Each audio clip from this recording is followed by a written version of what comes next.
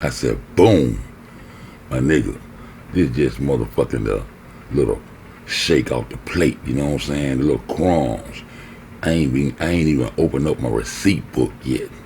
You dig what I'm saying? I ain't even opened up my receipt book yet. And you know I got them. I do it every day. I switch it back and forth, back and forth, back and forth, back and forth through 4 different numbers that I always switch up. That's the most safest and secure way to do it. And make sure that you're not using the numbers for your password or passcode that is associated with your date of birth or your date, you know what I'm saying, that you were born, or the month that you was born, or anything like that. Don't do anything that's easy for them to figure out, because like I said, these are not the smartest dudes in the fucking book. Okay, now this is the science right here. This is what you do. When you go to the page in the beginning where it tells you to log in or whatnot, the only thing that you have to do is type in a person's name. When you type in a person's name, if you are on a computer, what you do is you go to the prompt that explains to you that there is a page view source. When you go to the page view source, it'll have like a whole bunch of numbers and letters. It may be for like 12 or 15 different pages or whatever. Irregardless of however many pages that it is, sometimes it's about 10 or 12, because I done did it a few times, so I fucking know. But when you do that and when you go through it, notice the only thing you have to do is copy it. When you hit the copy button, when you hold down on your phone, or if you're on a PC and you right click and then you scroll over or scroll down, and then when you hit copy all, once that you hit copy all, this is what you do. After you had a person's name typed in, then you go to where it says password, and then when you go right there where it say password, where you would normally type in your password, you right click it, and then you click with the left click, you know what I'm saying, on the mouse, you hit paste. And when you put it as paste, that's when you put log in. And then when you log in, it'll give you a code. And 9 times out of 10, if you do it and you see what I'm talking about, it's going to be a 1, it's going to be like a comma, another 1, a comma, then it's going to be 2 3 3 3. It's always that, because I did it a few times, you know what I'm saying? And one of the main reasons why I did it before, because I wanted to see, because I had some activity that was going on. Somebody was hating on my page or whatnot. So when you see me say stuff like stop motherfucking hating, I'm not talking about anybody melanated, because I could care less what you're doing. If I really wanted to know, I could see any motherfucking way. But and don't be anybody in particular. It's usually the guys I know that troll through pages on the internet, and this is what they do. Like, they will create a page, and it may be one of the females that's on Instagram or whatnot. They get like 20,000 likes or whatever. They might have like 40.5K followers or whatever, you know what I'm saying, to their page. You know, as soon as they post something, they can post a picture of their feet, and then they'll have like 500 likes, you know, the little hearts in like 2 minutes or whatever. Those are the women that they go after. So then what they do is, once that they screenshot and then crop the picture, and then they add it to the profile, they usually don't have like a cover photo. That's how you can tell if it's a hacker or not. So like what they do is, once that they make this fake page, and they know that some guy is gonna go out there and then like it, once he likes it, everybody that's on his friend list will then see in the place that you call people you may know, it'll come up and you'll see the picture of that fake page that they made. When you click on that page and when you looking through the pictures, I guarantee you, if you like one of those pictures, once that you like one of those pictures, those individuals then are able to hack your account. And the reason how they're able to hack your account, because when they get the notification with your name on it, they'll quickly go to the same screen on the blue, log in Facebook, which I just explained, and they'll follow those same steps that I just explained to you in order to hack an account. And then what they do is, once that they get your information and then they actually hack your account, this is what they're after. They're after your email address, because within your email address, I want you to know as well as understand that when you go and you apply for a job, or when you go to Payless or whatever and buy some damn shoes, or whether you go to get you an MK bag, or if you go to Victoria's Secret and get you some pink jogging pants or whatever it is, or if you go to Bath and Body Works and you go and buy some, body wash spray or whatnot, every time that you do that, when you're at the cash register, if you think about this right here, Queens, think about it for a second.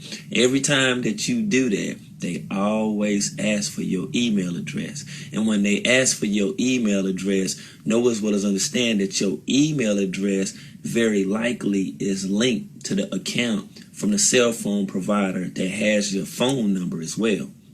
So when they get your email address, they have access to your phone number, and then they can hack into wherever that you have paid your cell phone bill at, and they can get even more intimate and intricate, detailed information from you. And once that they get this information from you, let's say for instance that you are using your pay card from work, where that you get paid from, and then you go to the convenience store and you're tired, you don't feel like going in the store, and you give your daughter or your son your card, then they go in there and they get you, some juice or some tea or whatever it is that you get out of the store. And then when they get to the front of the cashier and they pay for it, and the person asks for the card, and then when they scan it, 9 times out of 10, you already told them to say that you were paying with credit. And then once that you pay with credit, know this right here. All of that is tied to your email address. And the reason why it's tied to your email address, because the password, the passcode that you usually and normally use for your account is right along the lines of those same numbers that you use for your damn Facebook page anyway, because it's easy to remember.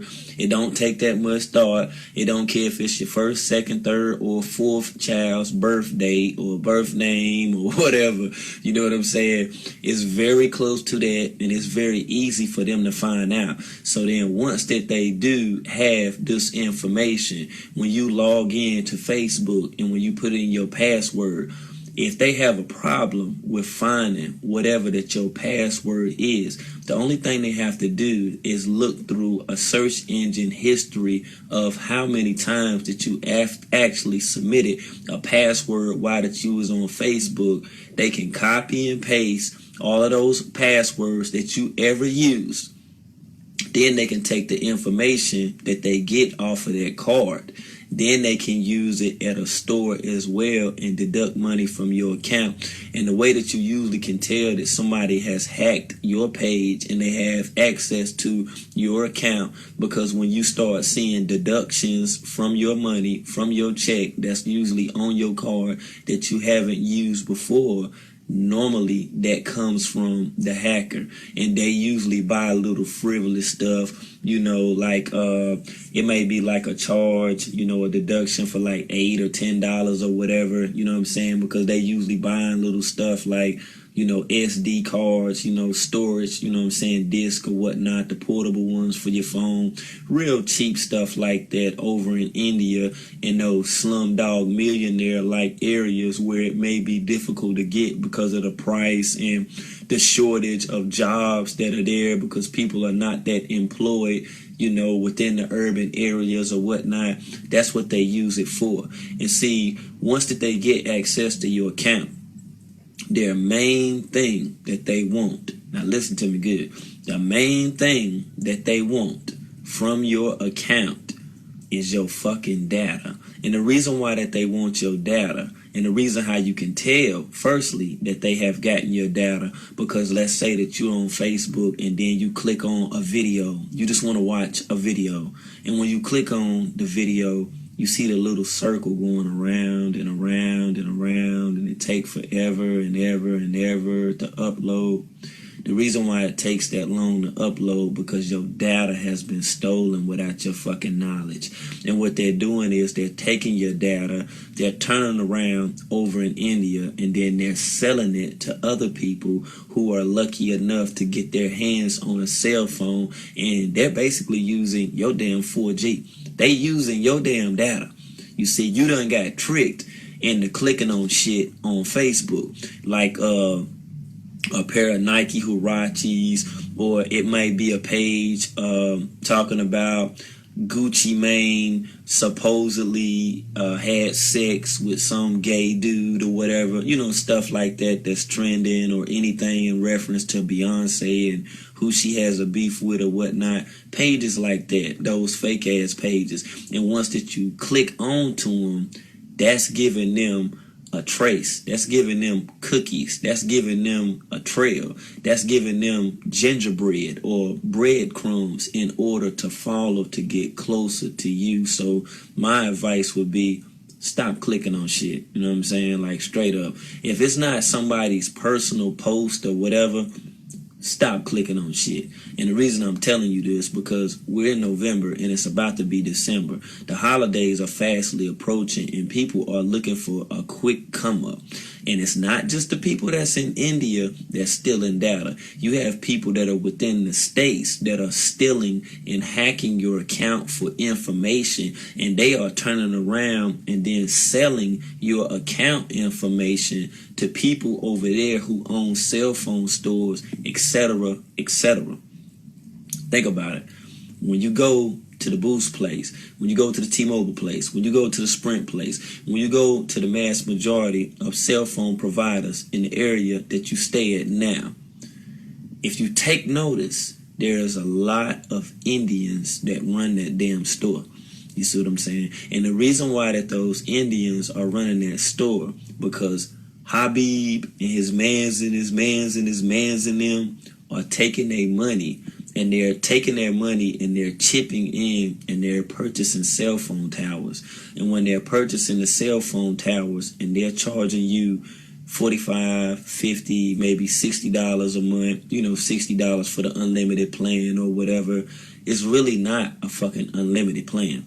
What they're doing is they're taking that money and they're using that 4G, they're using that data, and they sending it back to their mans in them. But with the cell phone tower that they got, it actually doubles as a big, humongous ass Wi-Fi tower. That's why at the majority of times you have to go there and pay it. But you have those individuals that are smart enough and that are fast enough with them damn keys that once that you do pay your damn bill, they can quickly enter that code back in and make it seem as if that you've paid that bill for the month. Think about it, family. Stay focused, all right? Hey, so what you told me, partner, the jig's up. Yeah, the jig's up, man. You a very savvy graphic designer, man. You know what I'm saying? And you was very much intertwined with the 11th floor trannies and hackers when you came over to FED panel. And those are facts.